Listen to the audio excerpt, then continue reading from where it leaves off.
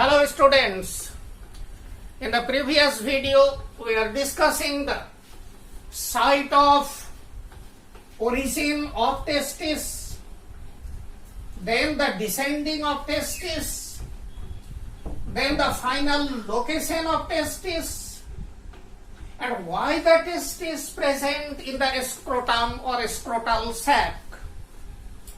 Today we are going to see inguinal hernia, and then we will see the internal structure or the anatomy of testis.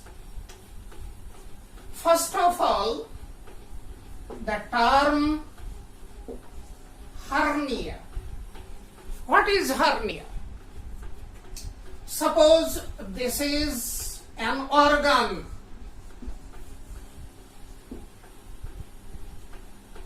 It is the muscle or connective tissue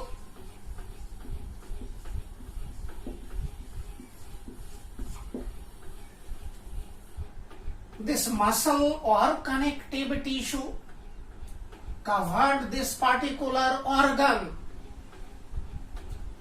Suppose this is the weaker point in the muscle or the connective tissue. Through this weaker point, if the part of organ squeezes out into the area of another organ, then it is called hernia. It is the squeezing of an organ through the weak spot of surrounding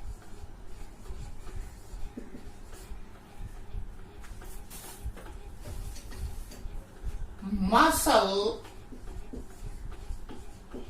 or connective tissue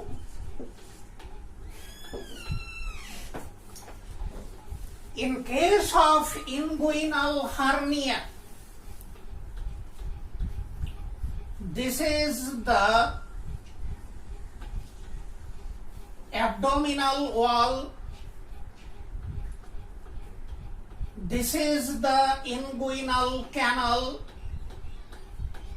Here it is the scrotum. This is the testicle. Weakening of the abdominal wall.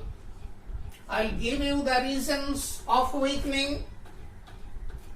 The small intestine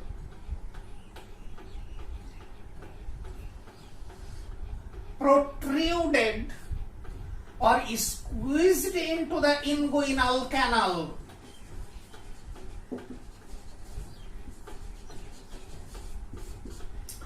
This is called inguinal hernia. So what is inguinal hernia? A small intestine or even bladder squeezes into the inguinal canal. Remember, inguinal hernia having the greater frequency in male, but it is also present in female, but the frequency is lesser. See different types of hernia present. Hiatal hernia, it is related to the upper part of the stomach and the thoracic chamber. Umbilicus hernia, incisional hernia, inguinal hernia, So different types of hernia present. The problem with inguinal hernia is severe pain and if a strangulation occurs, then the problem becomes more severe. A strangulation, suppose that this is the small intestine, it is squeezed into the inguinal canal through the weaker spot, and this weaker spot squeezes this part. The blood supply will be affected. Accumulation of toxin, because microorganisms are present inside the small intestine. When there is problem in the blood supply, swelling of this part, sometimes torsions occur, that is the twisting, it also creates the problem. Surgically, this problem is corrected. A surgical mace is used so that squeezing can be prevented. Now, reasons of a causage.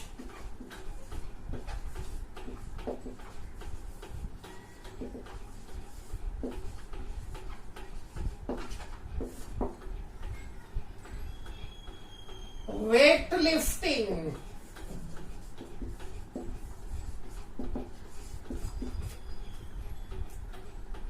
strenuous activity, persistent coughing, sneezing, persistent constipation,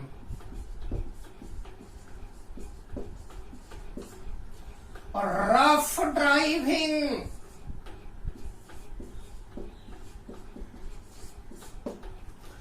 driving the bike on the undulated road or path, that creates a lot of jerk in the pelvic region. So these are the reasons of inguinal hernia. Remember, it also occurs in female, but the frequency is lesser. Another hernia occurs in the groin region, that is the femoral hernia, but no need to discuss it here. Now see the internal structure of testis. Look at the figure. In the wall of testis, there are 3 layers. One, tunica vaginalis. Another, tunica albuginea. Another, tunica vasculosa. So there are 3 walls: tunica vaginalis, tunica albuginea, and the innermost one is your tunica vasculosa. First of all, we'll take your tunica vaginalis. Now see some other parts. This is Medius Tinium. It is the connective tissue. Fibrous connective tissue. From this Medius Tinium, fibrous layer sprouts or radiate out and ultimately it fuses to the tunica albuginea. It divides the testis into several chambers. These compartments are called testicular lobules.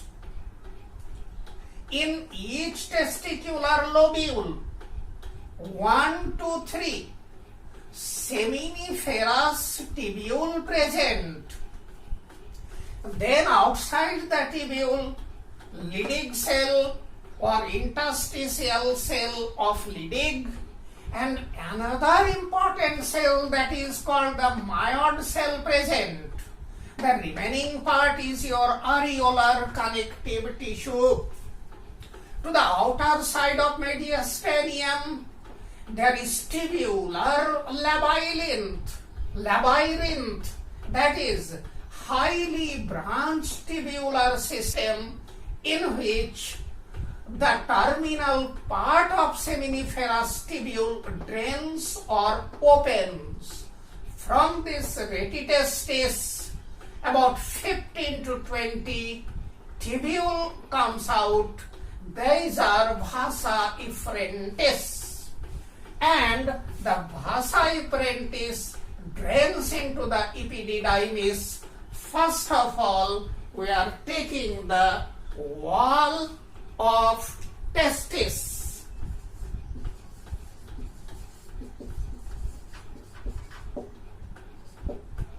Three layers: tunica vaginalis, tunica albuginea, tunica vasculosa. First of all, we are taking tunica vaginalis. Tunica vaginalis is nothing but processus vaginalis.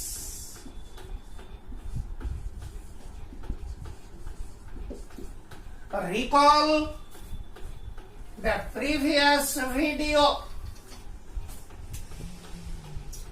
I told you this is inguinal canal.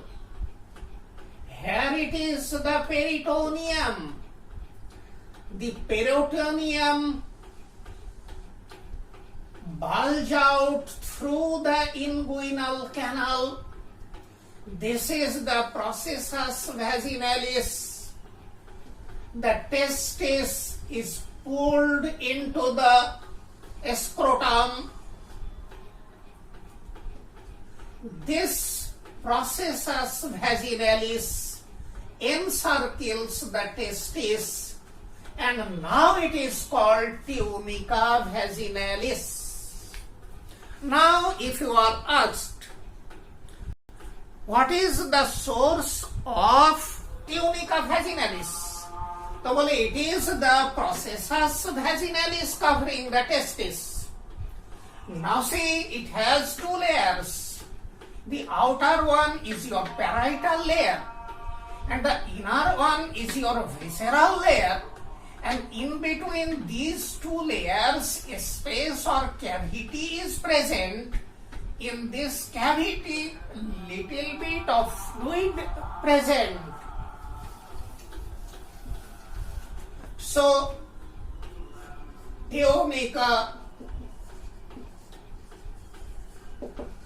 vaginalis is basically the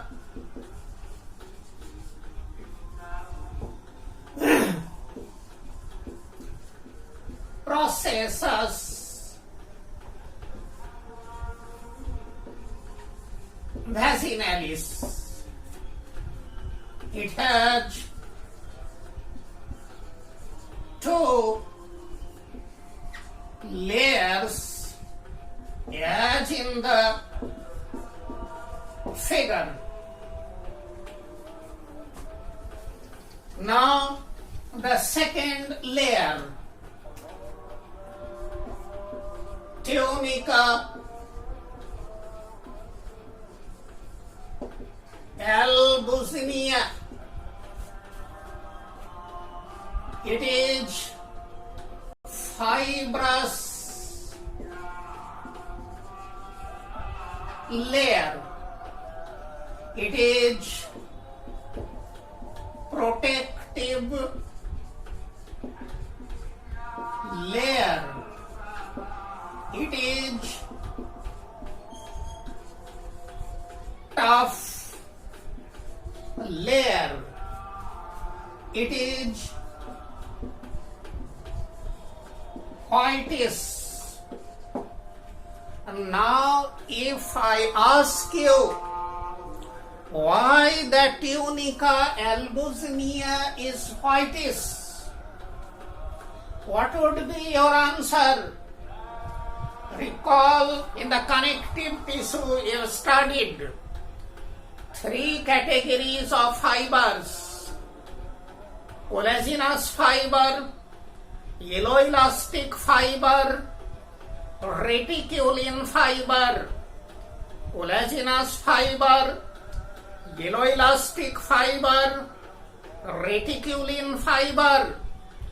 Collagenous fiber is non-elastic, there is no elasticity, and whitish in color. Tunica albuginea is fibrous and whitish. It means it is rich in collagenous fiber. It is rich in collagenous fiber. Now we'll see the third layer, that is the innermost layer. It is tunica vasculosa. Vasculosa, vascular, innermost, rich in blood vessels. That's why it is vasculosa. Now we'll see another term, that is medius tinium.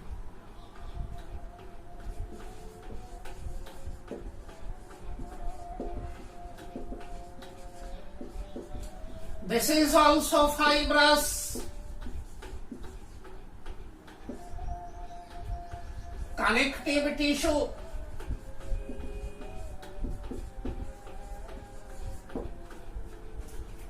It divides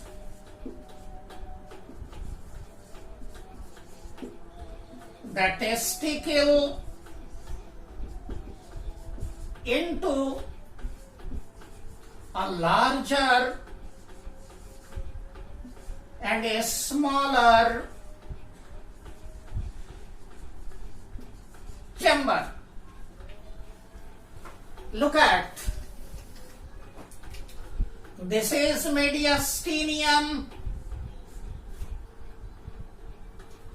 this is tunica albuginea,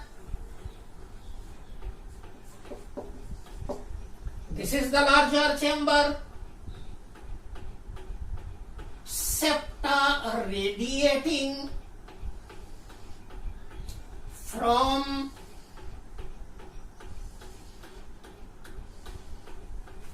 the medius tinium. It is ultimately touching the tunica albuginea. These septa divides the larger chamber into compartments. That compartment is called testicular lobule. So,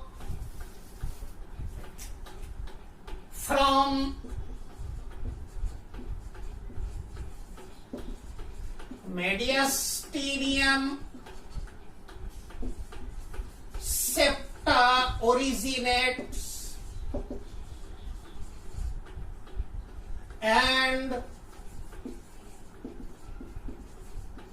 divide the testicle into testicular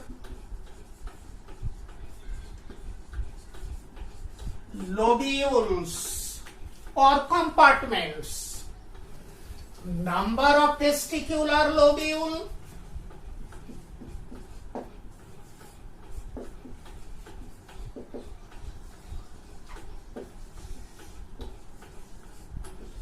(200 to 300). At an average 250 it is mentioned in your NCERT. So the number of testicular lobules range 200 to 300. At an average you can say 250 compartments or lobules present in the testis. Now we'll see seminiferous tubule.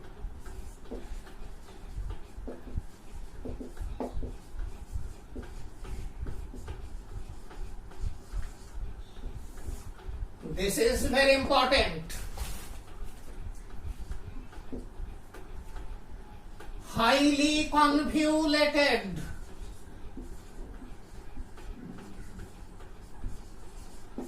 That is not a straight.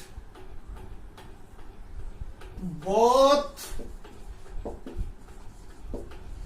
the ends are straight, called tubuli recti. Look at the figure.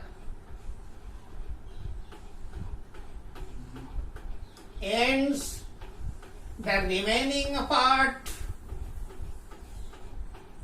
is highly convoluted.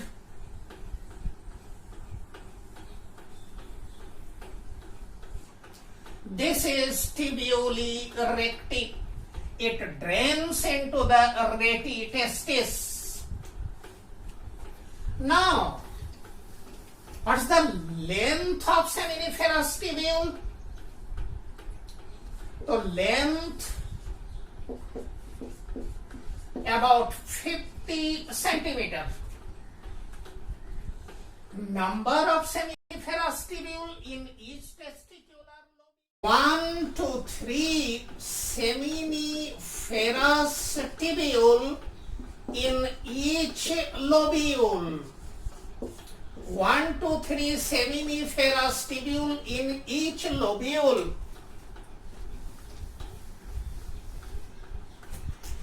Total seminiferous tubule in each testicle, it is about 600 to 900. What could be the length of all the seminiferous tubules of a testis? Total length about 500 to 600 meters.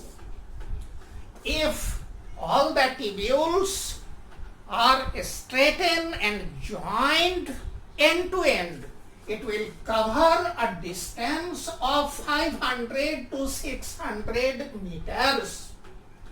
See, seminiferous tubule considered as the structural and functional unit of testicle. It is the site of spermatogenesis.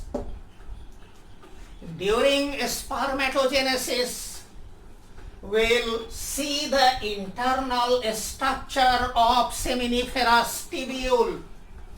Germ cells present, Sertoli cells present, that we will see later on. Now, outside the tubules, leading cells present. We discussed this earlier also in the endocrinology or chemical coordination. A new type of cell, that is the myoid cell. So just mentioning interstitial cell of leading present outside the seminiferous tubule. You know the function of this cell. Now myoid cell.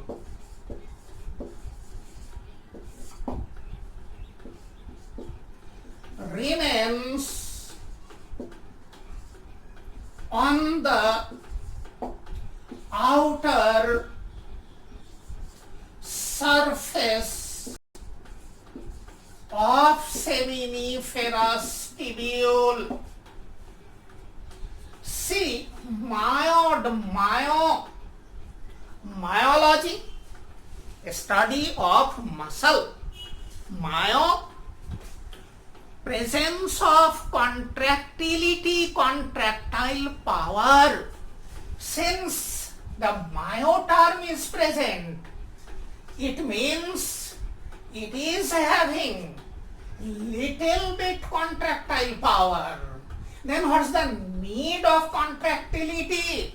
Just see the importance of this cell. Suppose this is the seminiferous tubule. A spermatozoa produced,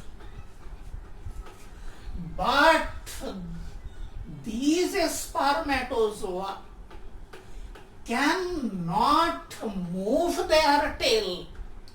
They cannot swim, but they have to move towards the rete testis. How will they move? The power of movement is not present in the spermatozoa. See on the surface myoid cell present. These cell contracts. As a result of that, lot of fluid present. I will tell you the source of that fluid. It comes from the Sertoli cell. Due to the squeezing of the tube by the myoid cell, along with the fluid, the spermatozoa moves towards the rete testis. So this myoid cell helps in the transport of a sperm through the seminiferous tubule. The seminiferous tubule lacks the smooth muscle. It is not having the contractile power itself. So what's the function of myoid cell? It helps in the transport of a spermatozoa through the seminiferous tubule. Probably you got the point. So you see, at an average about 250 testicular lobules are present. These lobules develop due to the radiating fibrous partition or septum from the medius tinium. In each testicular lobule, 1 to 3 seminiferous tubules present. Apart from these tubules, leading cell present, myoid cell present. The length of each seminiferous tubule is about 50 centimeter. The total length comes around 500 to 600 meters. Seminiferous tubule is the structural and functional unit of testis. It is the site of spermatogenesis that we'll see later on. Now, retitestis.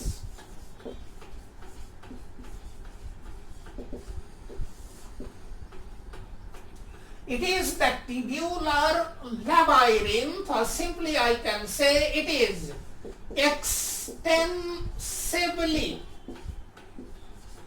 branched tubular system. You can compare it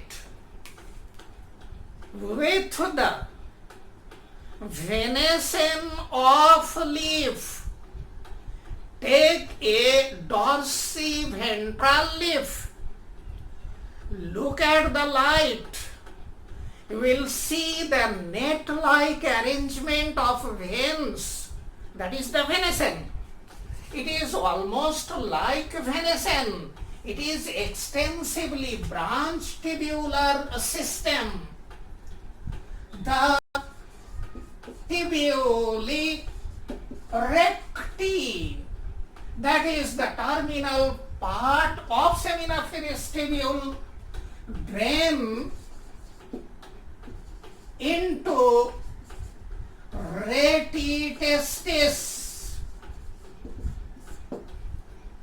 Now, what's the function of retitestis?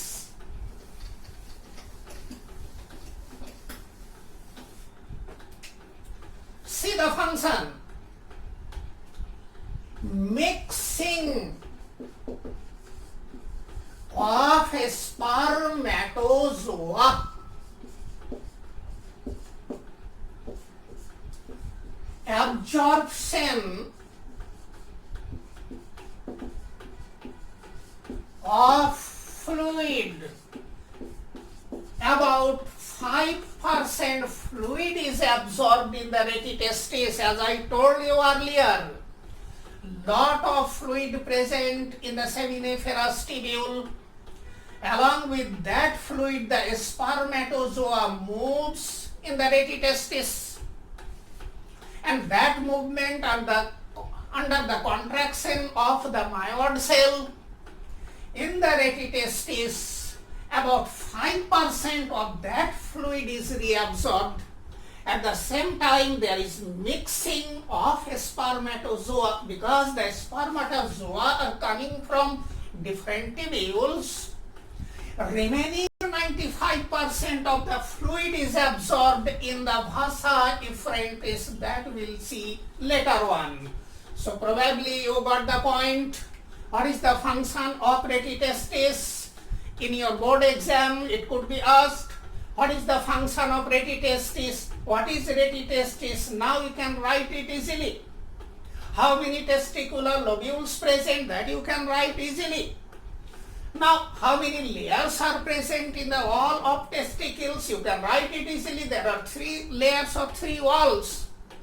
Now, one point, hydrocele, to head this term,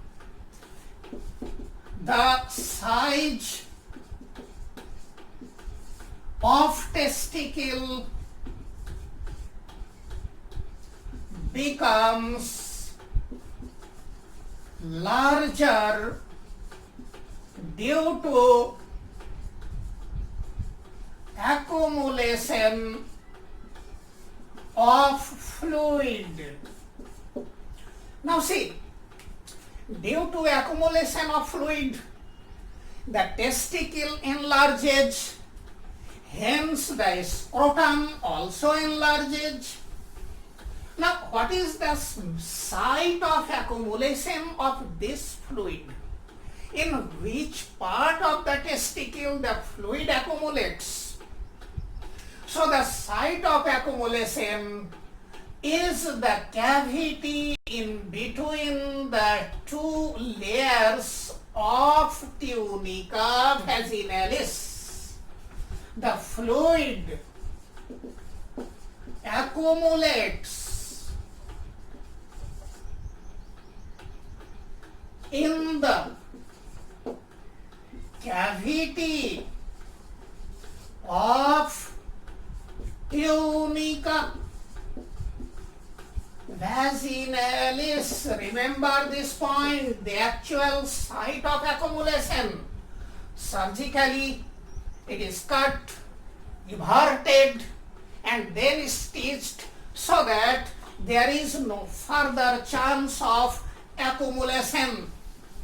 Can you give me one region of hydrocele that you have studied and it could be asked in your NEET exam?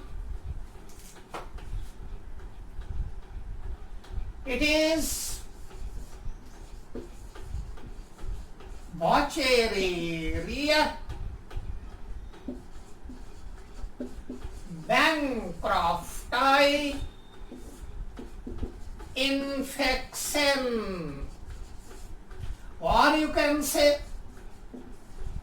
filarial worm infection. This worm, both live and dead, plugs the lymphatic duct, hence no draining out of the fluid. That fluid accumulates, causing the hydrocele. Okay, in the next video we'll take over the rest of the part.